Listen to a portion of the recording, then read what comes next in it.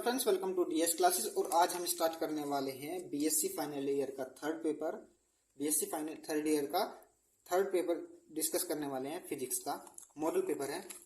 तो इसमें हम यूनिट सेकंड के कुछ क्वेश्चन हमने डिस्कस कर लिए हैं। तो अभी आगे के क्वेश्चन हम इस वीडियो में कवर करने वाले हैं। 56 के तक क्वेश्चन हमने पिछले वीडियो में कवर कर चुके हैं और इस वीडियो में करेंगे 57 से के आगे के क्वेश्चन। ठीक है, तो स्टार्ट करते हैं। क्वेश्चन नंबर 57 है हमारे पास। एक निश्चित आधार धारा पर संग्राहक उत्सर्जक वोल्टेज तथा संग्राहक धारा के बीच ग्राफ कहलाता है। क्या कहलाता है? ऑप्शन नंबर डी, यानी निर्गत अभिलाक्षणिक वक्र। क्या कहलाता है? निर्गत अभिलाक्षणिक वक्र कहलाता है। ठीक है, नेक्स्ट हमारे पास आधार उत्सर्जक वोल्टेज में परिवर्तन तथा आधार धारा में संगत परिवर्तन का अनुपात होता है। Option number A, delta V BE बटे डेल्टा आई बी और होल इसका वी सी बी इसका राइट आंसर होगा। ठीक है, नेक्स्ट हमारे पास उभयनिष्ठ उत्सर्जक विन्यास में ट्रांजिस्टर का निवेशी प्रतिरोध उभयनिष्ठ आधार विन्यास की तुलना में होता है क्या? ऊंचा। ऑप्शन नंबर बी इसका राइट आंसर होगा। संगणना पर आधारित कुछ क्वेश्चंस हैं। ट्रांजिस्टर में आधार धारा आई बी का मान क्या होगा यदि alpha 0.99, ICO equals to 5 mu angstrom ampere तथा IE इक्वल्स टू 5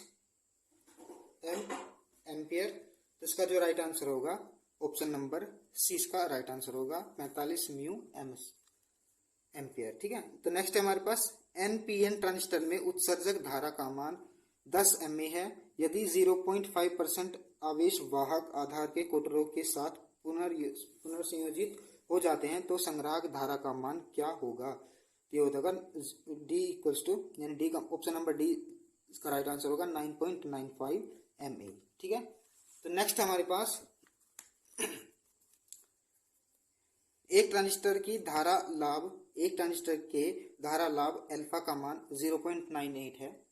उभयनिष्ठ उत्सर्जक विन्यास में यदि आधार धारा 100 म्यू एम्पियर है तब संग्राहक धारा क्या होगी? तो ऑप्शन नंबर सी इसका राइट आंसर होगा 4.9 मिली एम्पियर होगी। कितनी? 4.9 मिली एम्पियर होगी। नेक्स्ट हमारे पास एक ट्रांजिस्टर में ICBO इक्वल्स टू 48 mA तथा A अल्फा इक्वल्स टू 0.992 तब ICEO का मान क्या होगा? तो ऑप्शन नंबर सी इसका राइट आंसर होगा, 6 एम्पियर का राइट आंसर होगा। ठीक है, नेक्स्ट हमारे पास एक ट्रांजिस्टर के लिए अल्फा DC इक्वल्स टू 0.98 तथा चरण धारा 5 म्यू एम्पियर है यदि IE इक्वल्स टू 1 mA हो तो संग्राहक धारा का मान क्या होगा? तो ऑप्शन नंबर 20 का राइट आंसर होगा 0.985 mA।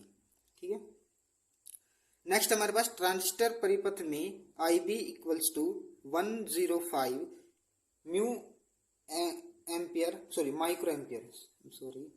माइक्रो एम्पियर तथा IC equals to 5.25 milli ampere दिष्ट धारा लाभ अल्फा है तो कितना होगा?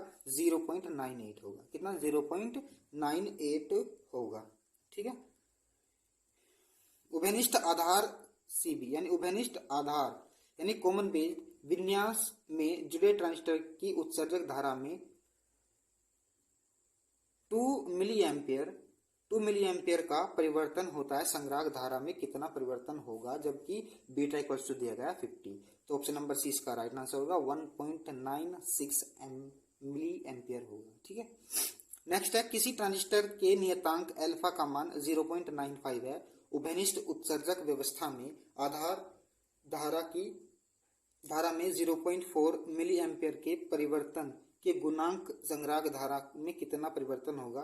तो ऑप्शन नंबर 20 का राइट आंसर होगा 7.6 मिली एम्पियर होगा। ठीक है, नेक्स्ट हमारे पास उभयनिष्ठ आधार यानी कॉमन बेस ट्रांजिस्टर परिपथ में उत्सर्जक आधार वोल्टेज में 200 मिली वोल्ट का परिवर्तन करने पर उत्सर्जक धारा में 100 मिली एम्पियर का परिवर्तन होता है। ट्रांजिस्टर का निवेश प्रतिरोध है कितना?